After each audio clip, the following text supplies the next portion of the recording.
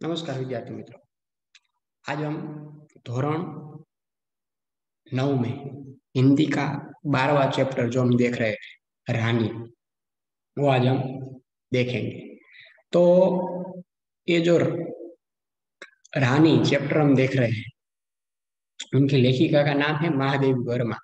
अगले लेक्चर में इनमें इनके बारे में थोड़ा जाना था और उनका संक्षिप्त परिचय भी हमने लिया था, जिनका जन्म 1907 ईस्वी सन में हुआ था और उनका निधन सन 1987 में हुआ था।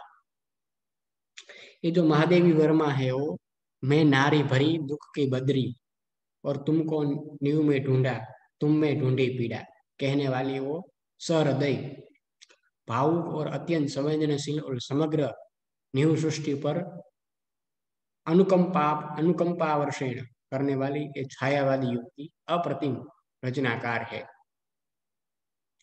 और बाद में हमने ये छायावादी युग के 4 स्तंभ गिने थे, जिसमें प्रसाद, पंत, महादेवी और निराला ये थे। इनमें प्रसाद के साथ सदैव इतिहास बोध रहा। तो पंत एक प्रकृति के कोमल कांत पदावली के रचनाकार के रूप में पहचाने गए और निराला अपनी ओजस्विता और रौद्रता के लिए भी। तो महादेवी तो गंभीर दर्द की दास्तान सुनने वाली कवयित्री के रूप में वो पहचानी गई। इनका जन्म फर्रुखाबाद, जो उत्तर प्रदेश में आया हुआ है, वहां इनका जन्म हुआ था। और वो सही मायने में, सही अर्थ में वो विदुषी और प्रगल्भा नारी के रूप में समग्र जीवन जी गई। इन्होंने वो मुख्यतः कवयित्री रही है, किंतु स्मृति की रेखाएं जैसी उनकी उत्तम गद्यकार रेखा चित्रकार के रूप में भी अपनी पहचान उन्होंने बनाने में वो सफल रही है। और प्रयाग महिला विद्यापीठ की प्राचार्य और कुल गुरु के पद पर भी वो रहकर शिक्षा के क्षेत्र में भी उन्होंने अपना अनुपम योगदान दिया है। निहार, रश्मि, नीरजा, साध्य गीत, दीपशिखा, अतीत के चलचित्र और स्मृति की रेखाएं आदि उनकी बहुचर्चित एवं लोकप्रिय रचनाएं हैं। और जो ये हम रानी देख रहे हो, घोड़ी है जो अपने दो साथी निक्की और रोजी के साथ आई है और जिनका बड़ा मार्मिक और भावुकतापूर्ण शैली में यह चित्र अंकित किया है। ऐसा लगता है कि यह नेवला, यह कुत्ती और घोड़ी हमारे सामने ही है। पशु पंछी और निर्दोष भोले ऐसे प्राणियों के प्रति महादेवी का स्नेह और प्रेम यहाँ छलकता नजर आता है। तो हमने अगले लेक्चर में जब हम देख रहे हैं, तो उसमें हमने गधे पर सवार अंग्रेज बच्चों को देखने के लिए हमने देखा था कि लेखिका महादेवी वो बचपन में इंदौर में रहती और वहां अंग्रेज बच्चों को गधे की सवारी करते देखकर उनको बहुत अचरज हुआ। उन्होंने सुना था कि गधे पर अपराधियों को बैठाए जाते हैं। और जब उनके नौकर रामा ने उनकी शंका का समाधान किया, उसने कहा कि उन्हें विलायत में गधे पर बैठाने का दंड देकर भारत भेजा गया है।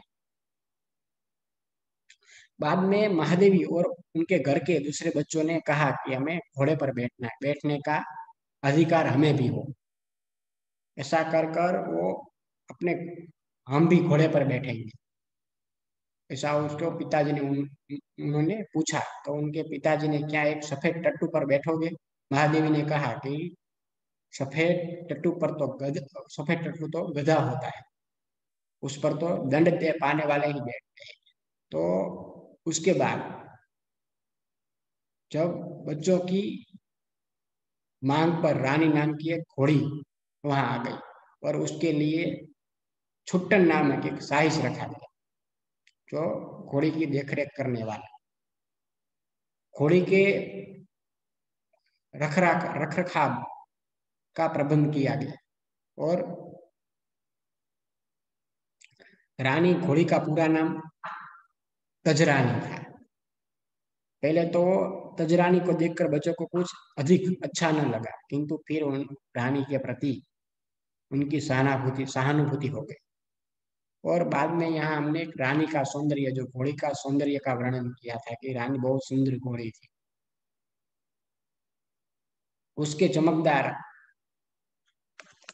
उसके चमकदार रंग की दृष्टि पड़ते ही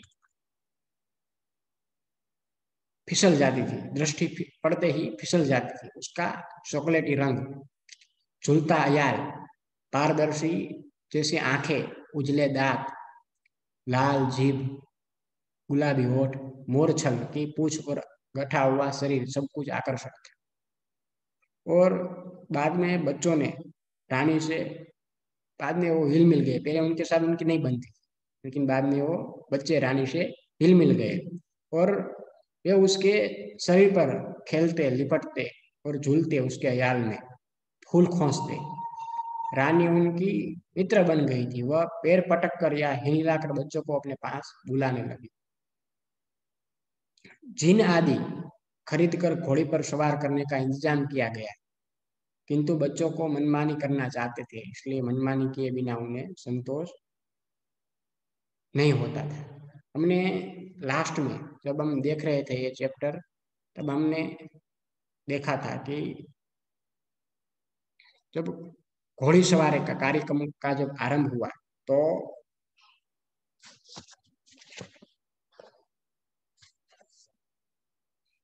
लेखिका ने यहाँ कह रही है कि मेरी बहन के लिए सामान्य छोटी पर सुंदर जीन खरीदी गई और भाई के लिए चमड़े का घेरे वाला ऐसी जीन बनवाई गई जिसमें संतुलन खोने पर भी गिरने का भय नहीं था। वो वहां तक हमने ये चैप्टर जो देख रहे थे वो हमने देखा था। वहां से हम आगे बढ़ते हैं।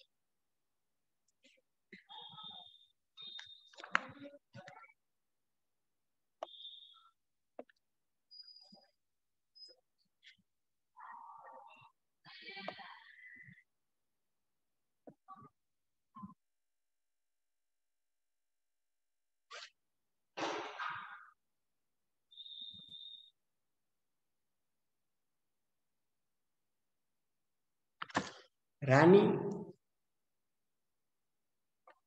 हम सबकी शक्ति और दुर्बलता जानती थी। उसकी नंगी पीठ पर अयाल पकड़कर बैठने वालों को वह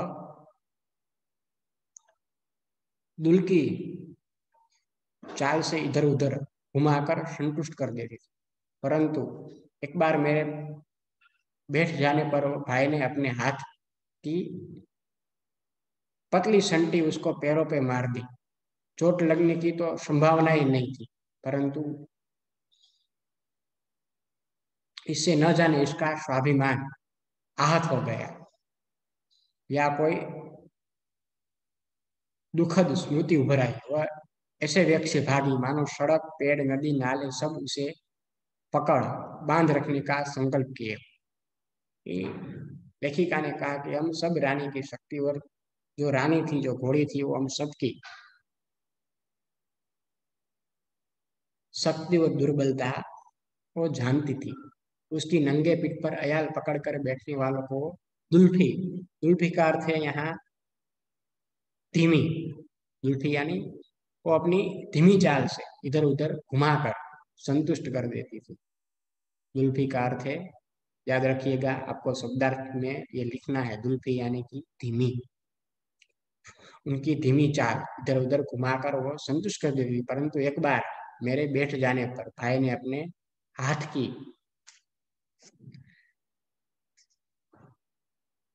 पतली संटी उसके पैरों में मार दी। उसके पैरों में उसके भाई ने एक बार पतली जो संटी थी वो उनको मार दी, और चोट लगने का तो कोई संभावना ही नहीं था, परंतु इससे न जाने उसका अभिमान आहत हो गया। आहत यानी कि घायल, उनका अभिमान घायल हो गया और वो कोई दुखद उनकी स्मृति उभर आई। स्मृति यानी कि याद, उनको कोई दुखद याद उभर आई है। वह ऐसे वेग से भागी कि मानो कोई सड़क, पेड़, नदी, नाले या सब उसे पकड़ बांधने का संकल्प किए हो। संकल्प यानी दृढ़ निश्चय किए हो। आगे देखते हैं।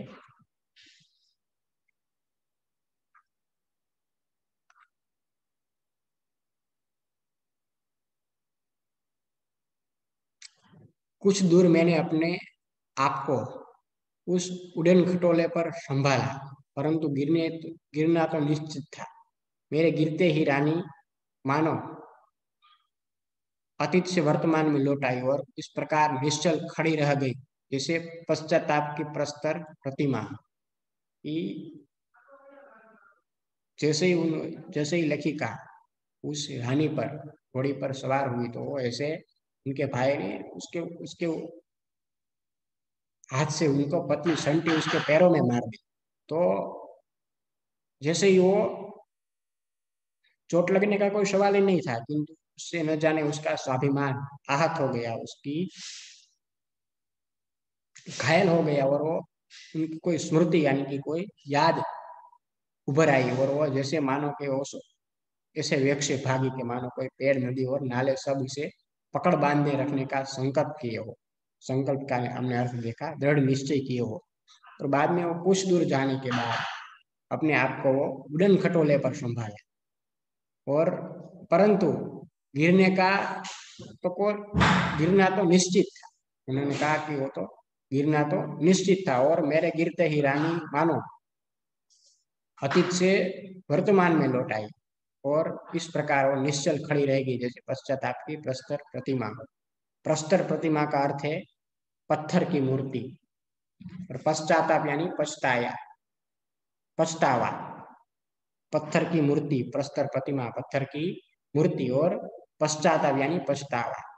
और ऐसे कुछ दूर जाने जब लेखिका को रानी यानी कि घोड़ी पर सवार होकर कुछ दूर जाए, तो उड़न खटोले पर संभाला, परंतु उनको लग ही रहा था कि अब गिरना तो निश्चित ही है। और जैसे ही लेखिका गिरी, तो रानी मानो कोई अपने अतीत से वर्तमान में वो लौट आई हो, ऐसा लगा, और वो इसी प्रकार निश्चल हो गई, निश्चल खड़ी हो रह गई, कि जैसे पश्चाताप की प्रस्तर प्रतिमा हो। उनको पत्थर की मूर्ति की तरह, वो प्रस्तर प्रतिमा पत्थर की मूर्ति की तरह वो पछतावा हो रहा है, वो खड़ी हो गई। और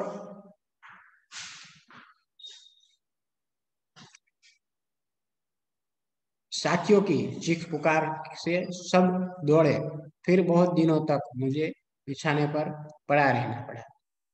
स्वस्थ होकर रानी के पास जाने पर वह ऐसी करुण पश्चातापरी दृष्टि से मुझे देखकर हिनहिनाने लगी कि मेरे आंसू आ गए। जैसे ही वो लेखिका गिरी, बाद में उनके साथियों ने उनकी चीख और पुकार सुन ली, और सब दौड़कर वहां आ गए। बाद में लेखिका ने कहा कि मुझे बहुत दिनों तक बिछाने पर पड़ा रहना पड़ा, और जब मैं स्वस्थ हुई, तो रानी के पास जाने पर भी मुझे ऐसा लगा कि वो करुण पश्चाताप भरी दृष्टि से वो रानी मुझे देख रही है, और हिनहिनाने लगी, जैसे मेरे लेखिका ने कहा मुझे आंसू आ गए। उनको पश्चाताप हो रहा था, वो ऐसे हिनहिनाने लगी कि लेखिका ने कहा मुझे आंसू आ गए। आगे देखते हैं।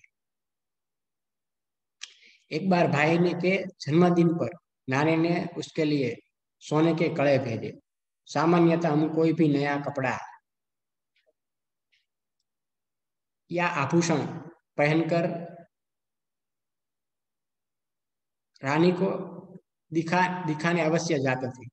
सुंदर छोटे छोटे शेर मुंह वाले कड़े पहनकर भाई भी रानी को दिखाने गया, और न जाने किन प्रेरणा से वह दोनों कड़े उतार कर रानी के कड़े सतर्क कानों में वलय की तरह पहना पहना पहनाया पहनाया।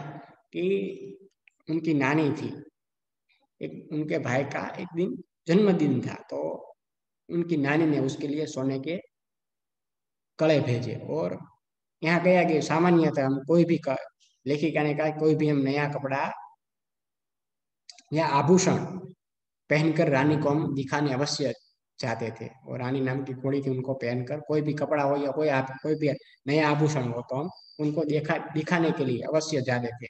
और सुंदर सुंदर छोटे छोटे शेर के मुंह वाले कड़े वो पहनकर भाई भी रानी को दिखाने गया, रानी नाम की घोड़ी को दिखाने गया, और न जाने किन की प्रेरणा से वो दोनों कड़े उतार कर रानी के खड़े सतर्क कानों में वलय की तरह यानी कि कंकड़ छल्ला की तरह वो कंकण की तरह उनको पहनाया। उन्होंने रानी को पहना दिया। आगे देखते हैं। फिर हम सब खेल में कड़ों की बात भूल गए।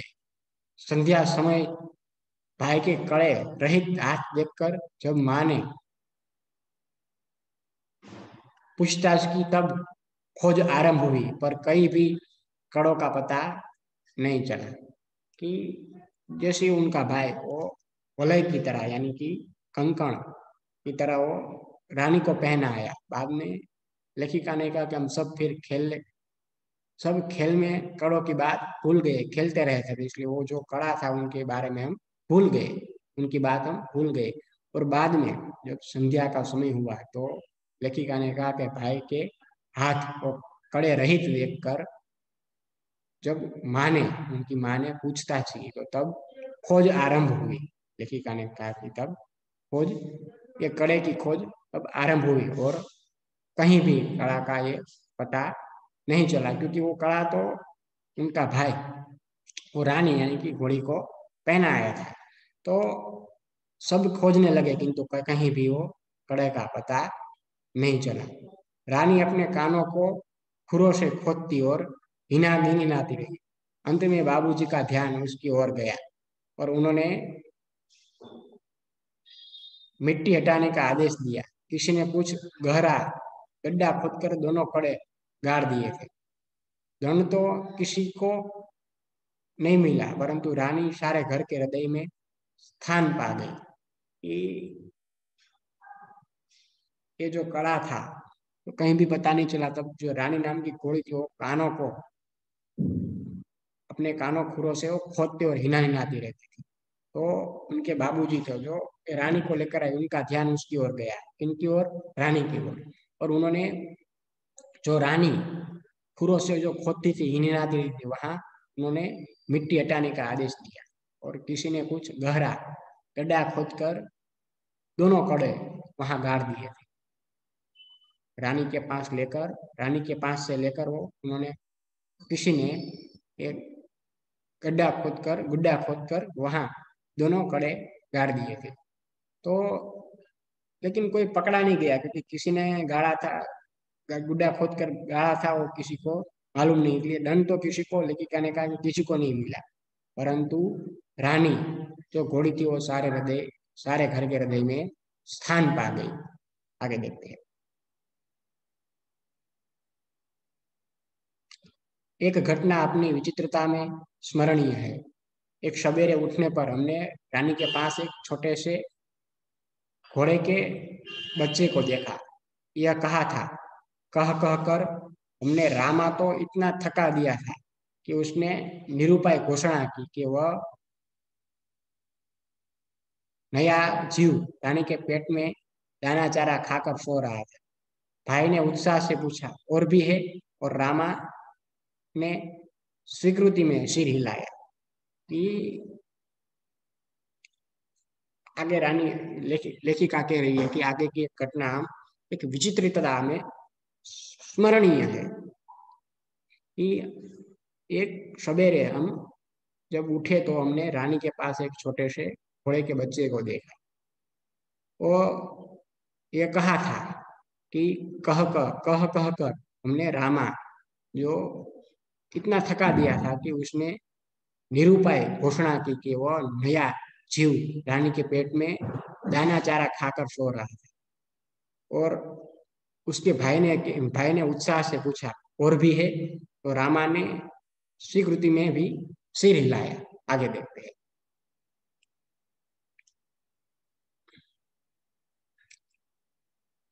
अब तो हम विस्मित भी हुए और क्रोधित भी। ये छोटे जीव को कोई काम धाम नहीं करते और हमको पीठ पर बैठाकर दौड़ने वाली रानी का दाना चारा स्वयं खाकर उसके पेट में लेटे रहते हैं। कि विस्मित यानी कि चकित, विस्मित का अर्थ है चकित, यानी कि देखिएगा कह रही कि हम सब चकित हो उठे और क्रोधित भी हो गए, क्योंकि ये छोटे से जीव को कोई काम धाम नहीं करते और हमको पीठ पर बैठा कर और दौड़ने वाली रानी का ये दाना चारा स्वयं खाकर उसके पेट में भी लेटे रहते हैं। ये जो छोटा सा जीव यहाँ हमने देखा ना कि कोई छोटे से घोड़े के बच्चे, वो कोई काम धाम नहीं करता, सिर्फ उसका चारा खाकर सो रहा था रानी के पेट में, पेट के पास वो दाना चारा खाकर सो रहा था। तो ये सब चकित हो गए, विस्मित हो गए, यानी कि चकित और क्रोधित भी हुए कि ये छोटे से जीव को कोई काम धाम नहीं करते और हमको पीठ पर बैठा कर दौड़ने वाली रानी का भी दाना चारा खाकर स्वयं उसके पेट में लेटे रहते हैं। भाई ने कहा, रानी का पेट चिरकर हम कम से कम एक और बच्चा घोड़ा निकाल ले, तब बच्चे घोड़ों पर वे छोटे बहन भाई बैठेंगे और रानी मेरी सेवा में रहेगी। प्रस्ताव में मुझे भी उचित जान पड़ा, पर जब एक दोपहर को वह कहीं से शाक काटने का चाकू ले आया, तब मेरे साहस ने जवाब दे दिया। एक और भी समस्या की ओर हमारा ध्यान गया।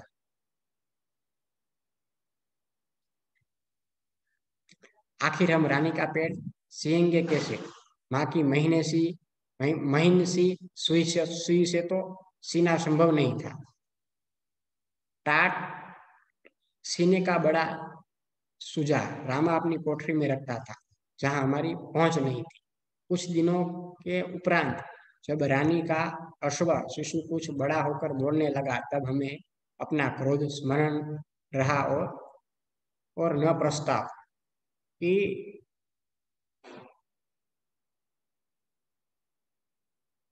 यहाँ जो बात आगे हमने देखी कि रानी के पास उन्होंने एक छोटे से घोड़े के बच्चे को देखा था और वो कहा था कि कह कर हमने रामा को, जो रामा था, उनको कहकर इतना थका दिया था कि उसने निरुपाय घोषणा की थी कि वह नया जीव रानी के पेट में, कोई नया जीव है जो, यानी कि बच्चा जो घोड़ी के पेट में होता है, वो चारा खाकर सो रहा था। तो उनके भाई ने उत्साह में पूछ लिया, और भी है? तो रामा ने भी सिर हिलाया और स्वीकृति दे दी। और बाद में ये सब विस्मित और चकित हो उठे और क्रोधित भी हो उठे, और सब ये छोटे जीव को कोई काम धाम नहीं करते और हमको पीठ पर बैठा कर दौड़ने वाली रानी का दाना चारा भी स्वयं खाकर उसके पेट में लेटे रहते, ऐसा कहने लगे सब। बाद में उसके भाई ने कहा कि रानी का पेट चिरकर हम कम से कम एक और बच्चा तो निकाल ही लेंगे, तब बच्चे घोड़ों पर वे छोटे भाई बहन बैठेंगे और मैं रानी मेरी सेवा में रहेगी। उनके भाई ने ऐसा कहा। तो ये प्रस्ताव था, वो लड़कियां कह रही कि वो मुझे भी उचित जान पड़ा, और पर जब एक दोपहर को कहीं से साग काटने का चाकू उनका भाई ले आया, तब लेखिका ने कहा कि जवाब दे दिया मेरे साहस ने जवाब दे दिया। जो तैयार हुई थी इनका पेट पेट में से एक और घोड़े का बच्चा निकालने के लिए जो तैयार हुई थी, उसका साहस ने उनको जवाब दे दिया। और बाद में लेखिका ने कहा कि समस्या एक और समस्या थी, उनके ऊपर भी हमारा ध्यान गया कि आखिर हम रानी का पेट सिएंगे कैसे? उनका पेट चिरकर हम बच्चा तो निकाल लेंगे, लेकिन बाद में उनका पेट हम सिएंगे कैसे?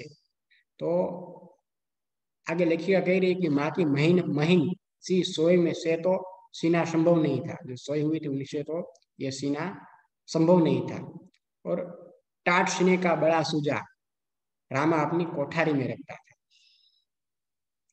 वह जब जहाँ हमारी पहुंच नहीं थी।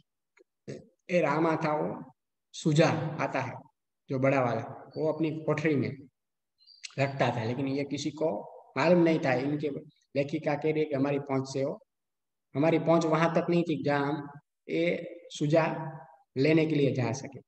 और कुछ दिनों के उपरांत लेखिका कह रही है कि रानी का अश्व शिशु कुछ बड़ा होकर दौड़ने लगा, तब हमें न अपना क्रोध स्मरण रहा और न प्रस्ताव।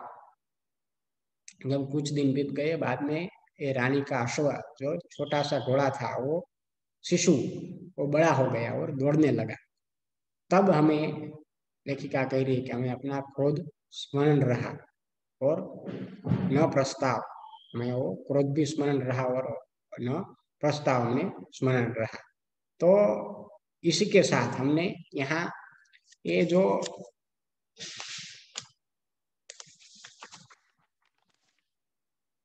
रानी 12वां चैप्टर वो हमने यहाँ पूर्ण किया है।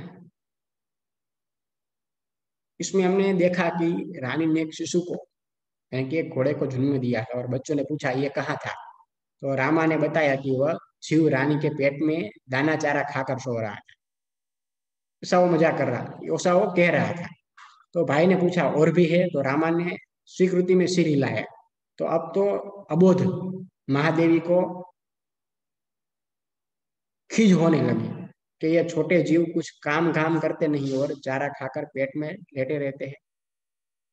और बाद में बालिका महादेवी ने भाई ने सुझाव दिया कि चाकू रानी के पेट में चिरकर अंदर रहे जीव को बाहर निकाल लिया जाए, परंतु शाक काटने का चाकू लाया तो महादेवी का साहस भी नहीं हुआ। एक समस्या की ओर उनका ध्यान गया कि पेट चीरने पर वह कैसे सिला जाएगा, सुई द्वारा तो से काम नहीं चलेगा नहीं। तो रामा के पास एक बड़ा सुझाव मिलना असंभव है, इसलिए वह सुझाव व्यवहार में न लाया जा सका। बाद में शिशु बड़ा होने पर लेखिका कह रही है कि उसके साथ खेलने लगे और पेट में रहे जीव के प्रति उनका क्रोध शांत हो गया। तो यहाँ हमने 12वां चैप्टर रानी हमने यहाँ पूर्ण किया। इसके साथ आप लोगों को होमवर्क दिया जाता है, शब्दार्थ आप लोगों को लिखना है। ये जो 12वां चैप्टर रानी है उनके गद्य है, उनको उसमें लेखिका महादेवी वर्मा जो इनकी लेखिका है रानी चैप्टर की, उनका आपको संक्षिप्त परिचय भी अपने फेयरबुक में लिखना है। और इसी के साथ आप लोगों को अभ्यास और स्वाध्याय के प्रश्न भी आप लोगों को अपनी फेयरबुक में लिखना है। आपकी जो हिंदी की पाठ्य पुस्तक है नौवीं की हिंदी की, उनमें जो भी अभ्यास और स्वाध्याय के जो भी प्रश्न है वो आप लोगों को अपनी फेयरबुक में हिंदी की फेयरबुक में लिख लेना है। और